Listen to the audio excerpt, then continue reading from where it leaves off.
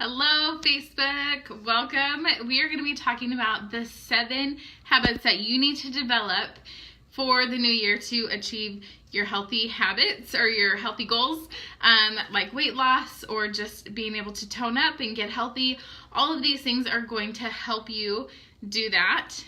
So join with me. If you guys are on the replay, make sure you hashtag replay so I can come back and say hello to you later, and welcome you to the video. Outside in my office, it's beautiful in Arizona. I am so grateful I'm not living in Idaho anymore or any of the other cold states, but it takes a few minutes for my heater to start working. So I still have my jacket on. My kids are playing outside with friends, and so I wanted to just jump on and share these 7 habits with you that you guys can start developing for the new year. Now, if I'm honest with you guys, I know some of you are probably already doing these things, and then some of this might give you an idea of like where to start. Or like the next thing that you need to focus on for 2019. So if you guys have followed me for a while, you guys also know that I pick one word for the new year. Last year it was transform, and I was able to do that with the hair analysis and things like that. I didn't have the outward physical transformation that I was kind of hoping for, but I got the inside transformation, which was really laying the foundation for 2019 to hopefully get the outward transformation, because now I have all these puzzle pieces that I didn't have before without the hair analysis. So again, if you guys are fairly new, the hair analysis is one of the things that helped me identify that I had heavy metal toxicity, which led to low thyroid function and poor digestive health. So anyways, let's jump into these 7 healthy habits. Now, I want to encourage you guys, because most of you guys are going to be on the replay, to like write in the comment like number 1 and then whatever the tip is. Number 2, whatever the tip is, because other people want to know what those tips are really quickly and make sure that it is something like this video is valuable for them. And it also helps with Facebook algorithms to let everybody know that this is an important video. All right, so let's get started. Okay, right? Number 1, so write that in the comments. Number 1, start your day off to rev your metabolism. So some of the things that I have started this year and end of last year was a few different things. Drinking first thing in the morning, instead of grabbing that coffee or those pastries or something like that, is starting your morning off to stimulate your digestive functions. So you can drink like peppermint tea, ginger tea, you can do warm lemon water, turmeric tea. There's a lot of different things that you guys can do to start. It wakes up your digestive system, and it kind of tells your body, hey, let's get started, let's get moving. Most of the people that I have talked to and work with, when they do those things like peppermint tea, warm lemon water, different things like that, they notice that they have bowel movements earlier in the morning, because it wakes that digestive system up, and it says, let's get this stuff out and let's start new for the day. This goes with starting your morning off right, okay? So it's not tip number 2. But the second thing that you can do to start your morning off right is to eat a high protein breakfast. So that could be protein drinks, that could be eggs for breakfast, that could be like the Buddha bowls, or like a quinoa, like breakfast type bowl, something that is higher in protein to help stabilize those blood sugar levels earlier in the morning, because you're not going to be looking for that spike from the sugar throughout the day if you consume carbohydrates or something that like a pastry or just bread or something like that. And again, we want to make sure that your breakfast is nice and macro balanced. So having the proteins, the carbs, and the fats all together – will help, again, stabilize those blood sugar levels and just set you up on a on the right path for the rest of the day. Okay, so write in the comments for me tip number 2, exercise. Now, physical activity and exercise are going to be completely different. Each person is starting from a different place, a different point of view, but it's important that our body is moving. Our body was designed to move. There was a couple days ago, I had a lot of work to do on the computer, and I kind of blocked off that time, and I just sat and worked on my computer. And after about 4 or 5 hours, I could feel it in my hips. My hips were like, oh, this hurts. Like they were stiff and they were sore, and my whole energy level just kind of dropped because I didn't exercise. Thank you, Jenny. I didn't exercise earlier in the day to kind of get my body moving and flowing. So I know a lot of you have desk jobs. I know of you have different things where it keeps you in your chair most of the day. So it's really important that you are exercising, even if all you can do is a 20-30 minute walk. Okay, try to do a brisk walk, keep that pace up and get moving, because that helps support your lymphatic system, which is also helping to flush those toxins out of your body. So super important for you guys to do. Hiking is another good one. If you guys are to the level of that and you've consulted with your doctor, I highly recommend HIIT training. So that stands for high intensity interval training. That is one of the best ways to lean out your muscles and to lose and drop that body fat. A lot of people, they're building muscle and they're dropping the body fat, but their weight is staying the same, and they're like, I just give up, I'm gonna give up. So it's really important while you're doing that to track your progress, take measurements. All of those different things will help you with just accomplishing those goals, dropping the inches that you want, being able to fit into your pants a little bit better, all of that. Okay, so tip number 3, write this in the comments for me, is hydration. Making sure you are well hydrated is one of the fundamental things that you guys can do that will help you feel healthier. This is a great way to energize the body. If you guys are feeling like tired or sluggish, you guys can drink, you know, a 16 ounce or 22 ounce cup of water, and it will help wake up your body and wake up your energy levels without all the additional calories. And oftentimes when we feel hungry and we start eating stuff, it's really because we're thirsty and we're dehydrated. So making sure that you're getting enough water is super important. I was going to say something else. Oh, how many ounces should I drink? Now, each person is going to be different. I live in Arizona, and I notice in the summer I have to drink way more water than I do in the winter because it's hot and I sweat, and my body just uses up that hydration a little bit faster. So half of your body weight, so if you're 150 pounds, that's about 75 pounds. Or 75 ounces of water, a minimum per day. This is also to help drinking water also helps flush the toxins from your body, improves your liver function, and improves your kidney function. So really important. All right, tip number 4. This is, tip number 4 is snacks. So write snacks for me for tip number 4. Snacks are going to be the thing that can either make you or break you oftentimes. I know for me, one of the biggest things that I struggled with for a long time was I would eat really healthy meals, but then I would snack on things throughout the day. Hi, Mimi. I would snack on things throughout the day, and that was where I kind of messed up. Okay. Oh, we got to go potty. So you guys got to come with me for a second. So eating things like an apple with peanut butter. So you've got your carbohydrate, but you have a little bit of healthy fat with it. Well, why did you take off your socks? Say hello.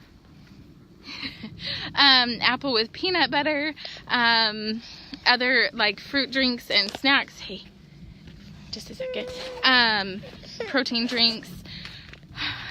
Portioning out things like grapes and having like little mini salads that you guys can easily grab. we set up 2 different snack places in my house. We set up a pantry snack place where my kids can easily go and grab the fruits and veggies that they, not the pantry. So pantry has like dried fruit and nuts and seeds and kind of trail mixes and some healthy granola bars, protein bars, things like that. And then our refrigerator has more of the fruits and the veggies and the cheese sticks and the yogurts and things like that for my kids to easily grab and go, as well as myself. And it makes it so much easier when you're packing lunches for your kids, because it's already done for you. Everything is portioned out, super easy. All right, tip number 5. I'm gonna put you guys down. Okay.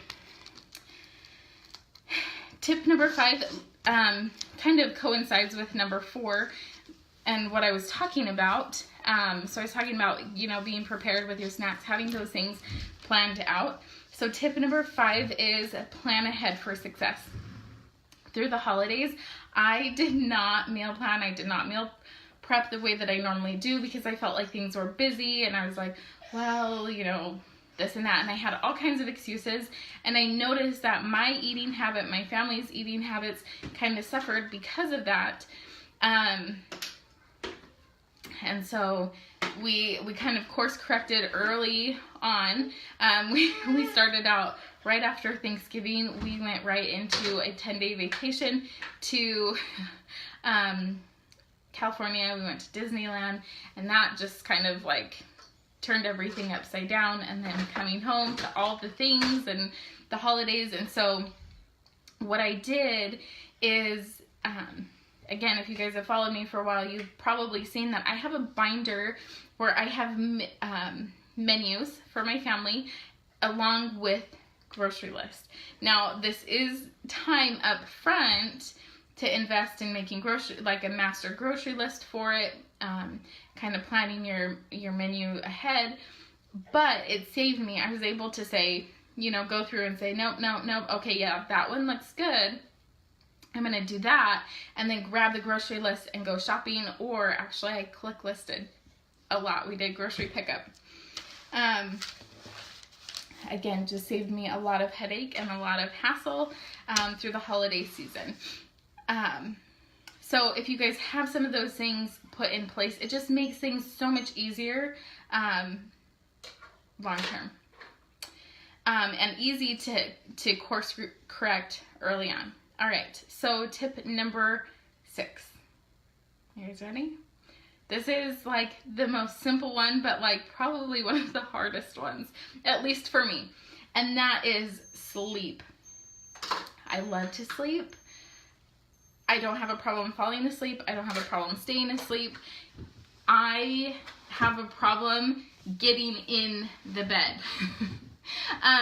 Simply because after my kids go to bed, I am picking up the house, I'm cleaning dishes, I'm putting away dishes, I'm, you know, doing all these little pieces, and then I want to sit down and like watch a TV show. You know, I want to veg for a few minutes and not have to think about all the things that I should, could, would, need to do type thing. So let me know if you guys have a problem with sleep and what area of sleep that you are struggling with the most. Is it falling asleep? Is it staying asleep? Is it getting in bed like me, you know? Or sometimes we just want to have a few of those quiet moments without kids, or, you know, different things like that. Over this break, my husband took 2 weeks off with us as well. Actually, it was like a week and a half. So it was really nice to get off. But a couple nights ago, we were hanging out in bed, and I was like, you know, it's like 11:30 and we're just now getting to bed. And he's like, I know. And I was like, remember when we were in bed and asleep by like 8:39? And he was like, yeah. He's like, that was so nice. But both of us got up at 4 o'clock in the morning and we went to work. So it made sense that we were in bed that way. My husband is still on that schedule. but going to bed much later, and it causes all this additional stress in the body, and it causes more of the belly fat. It causes so many other imbalances with anxiety, depression, just so many different metabolic functions. And so sleep is so important for our body, because that's when our body is rejuvenating and restoring itself. So super important. Okay, so Jenny says mine is wanting to go to bed because I love not worrying about the kids. Yeah, I'm totally there. It's kind of like, okay, everybody's to bed, and I have this peace and quiet. So I'm going to tell you guys what I started doing today. Actually, yesterday. I started setting my alarm clock for 5 o'clock in the morning. Normally we get up at 6 for my kids to get dressed and ready and off to school. We leave the house about 7 o'clock in the morning to get them to school and do carpool carpool and everything. And I'm like, you know what? I would love to have that extra like hour in the morning for myself, to kind of ground myself and to center myself. So you guys are going to have to help keep me accountable. I'm really excited and also very nervous because I was talking to my husband as I was setting my New Year's goals, and I was like, I feel like this is something that I've needed to do for a long time, but it's really hard and it's really scary because I've always made excuses. Well, my baby was up till, 10 o'clock at night, or, I was up with this kid 3 or 4 times, and I could always find or make an excuse not to get up early for myself and set myself up a little bit better. And I know when I get up even 10-15 minutes before my kids, it allows me again to just kind of ground myself and have a few minutes to do the things that I need to do. I like to read my scriptures in the morning and just work on some of those internal mindset type things. So that's really important for me, and you guys can help keep me accountable for that. Are you going to wake up early with me, Jenny? That would be great. You'll have to check in with me and let me know. We'll be accountability partners. All right, last tip.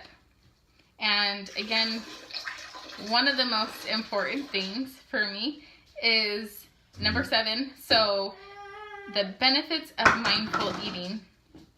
Okay, I've had to kind of take this step back in my business and really think and figure out, hold on.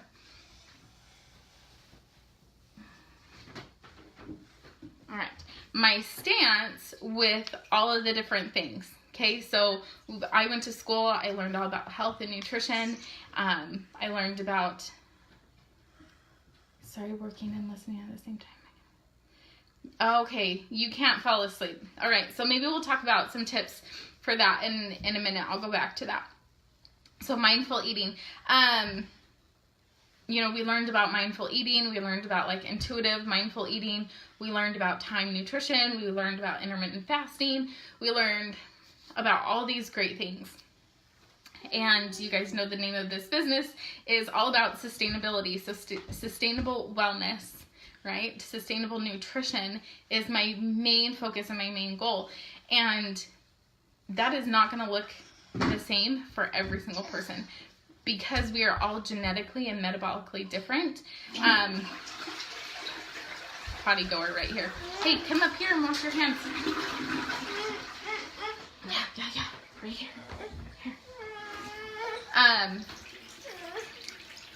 Sorry, hashtag mom life, right? And so having to like kind of wrap everything up and figure out like what my philosophy is and my stance on all these different things. And I will teach you all about all the healthy things, right? But you kind of have to figure out and learn what's best for you, for your unique lifestyle and habits and all of that. There are a few things that you guys will find in this group that are foundational, that are kind of non-negotiable, right? And that includes, she's pulling me somewhere. And that is, you know, exercise, sleep, stress, and eating healthy. All of those are foundational things. And, you know, meal prepping and different, you know, whether you eat snacks or don't eat snacks, or, you know, whether you do CrossFit or whether you do cardio or whether you hike mountains or whatever for your exercise, that is completely different and individualized to each person. So anyways, she wants to go back out to my office because they like to play in there. So you're going to have to hang with me for just a second. Hey, Kate. We're trying to break some habits. Okay. Mindful eating. All right. So foundational things. One of the things that I am loving about the new app that I'm using with my clients is that it has you, when you go in to log your food, you have to check in and you have to talk about how hungry you are. How are you feeling? It talks about like mood and emotion and all these different pieces that we have become not attached to, disattached. What's that word? Detached. There we go. Detached from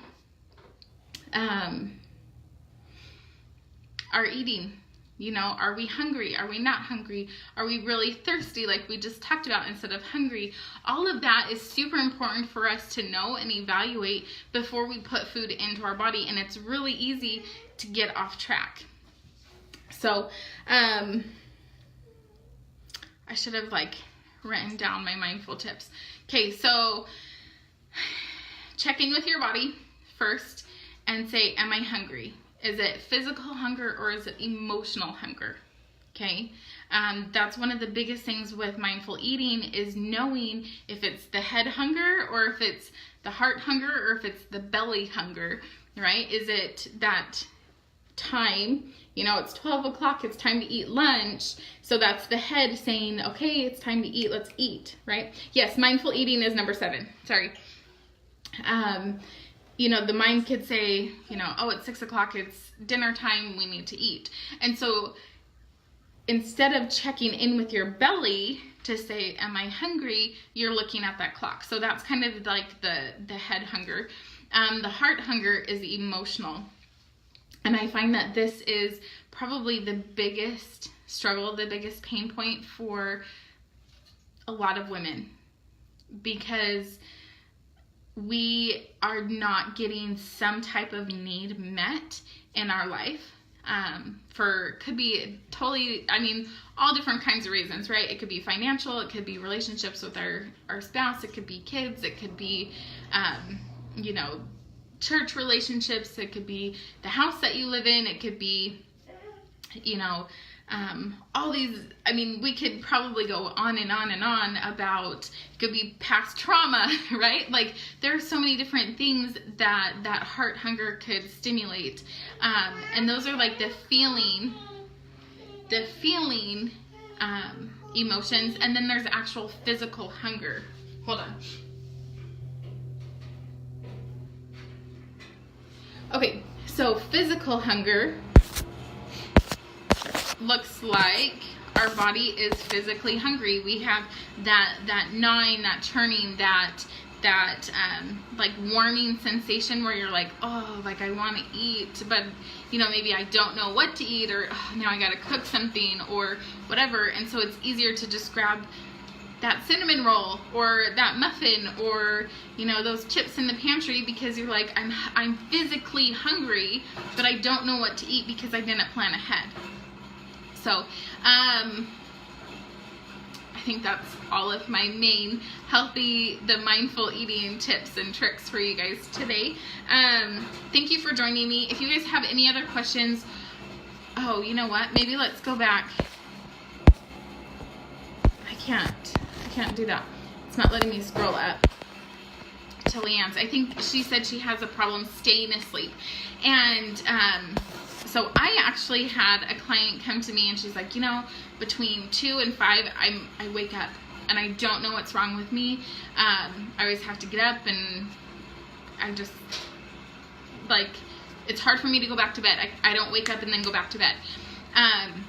And that is a really strong sign that you have problems with your digestive, or not digestive system, your detoxification system. So specifically your liver. Your liver detoxifies between 2 and 5. 2 and 4. It's around there. Maybe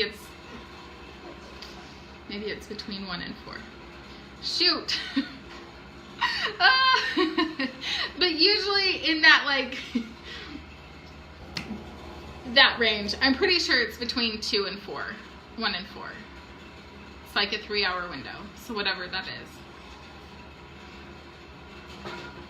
I'd have to go back and look.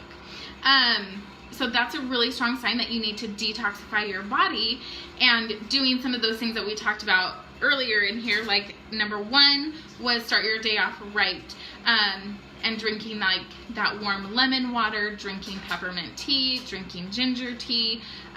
All of those things can help stimulate the detoxification system. I can never fall asleep. Okay. All I saw was sleep. Thank you. Now I can scroll. Facebook was being lovely for a second. Okay, never fall asleep. This is a good one. Okay, so we talked about staying asleep. We'll go back to being able to actually go to sleep. So this is an indication that you have strong stress in your life. It could be feelings of being overwhelmed that your house is a mess and you have all these things to do.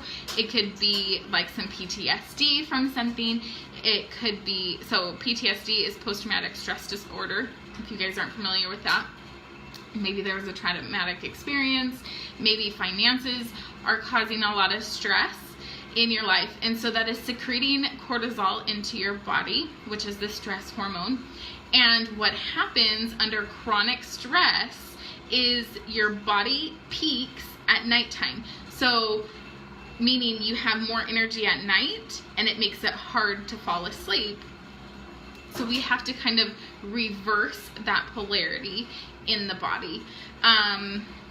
There are ways to do that. One of the best ways that I suggest, and it's super hard, is to stay away from caffeinated products.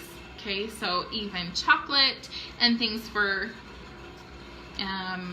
usually about 4 weeks, as much as possible.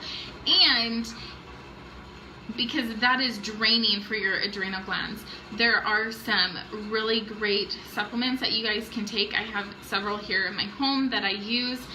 You guys can purchase some of those supplements from me, or you can go to like Amazon or your local health food store, and ashwagandha is one of the things that will help a lot with that. That's a big one, and I know there's a few others that are not by me, so I can't grab the label and share with you. But that will give you the sustainable energy that you need, and taking that earlier in the morning can help reverse that adrenal stress in the body. And let me tell you guys something else about adrenal stress. That is like one of the stepping stones to developing an autoimmune disease. Okay, there are a few other factors that environmentally trigger the autoimmune diseases from happening, but it's really important to take care of that adrenal stress, that adrenal fatigue, and reverse that, and make sure you're getting to sleep before 10 and being able to fall asleep before 10, because that is causing problems with thyroid, it's causing that belly fat, it's causing slow digestion, it's causing all these different things. And so again, just being able to reverse that so you can fall asleep and stay asleep at a good hour is extremely important for restoring your body. So if you guys have any questions, let me see if I can kind of my screen. Anyways, I can't see your comments right now. If you guys have any questions, I'm gonna wrap this up. Drop them in the comments. I'll come back and comment or reply to you. You guys can also send me a direct message. I'm really open and available that way if you guys have specific questions and you don't want to ask publicly. I totally get it. Also, the last thing that I wanted to tell you guys about is we are starting our 6-week, yay, new body project. This is a jumpstart program. It's going to start talking about all of these different habits, and each week you have a new tip and kind of an in-depth dive on what to do, how to do it, and all those different things, including you guys can start your binder like I have with your menus and your grocery list completely done for you. There's gonna be 6 weeks of that. I have a food swap guide, so if you're like, oh, I don't like this recipe or I don't like this ingredient, I have a guide for you that will help you swap them out and make it so that you like them, love them, want to have them, and you guys get to customize it for you. In addition to getting that accountability and being able to check in on that app and knowing and understanding the mindful eating portion of all of this. So anyways, let me know if you guys have questions. Thank you so much for joining me, and we'll see you guys on the next video. I can't end this. Oh, you gotta love Facebook.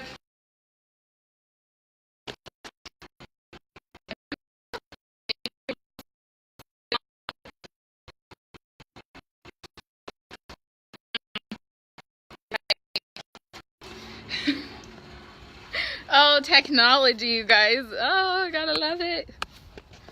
I can't even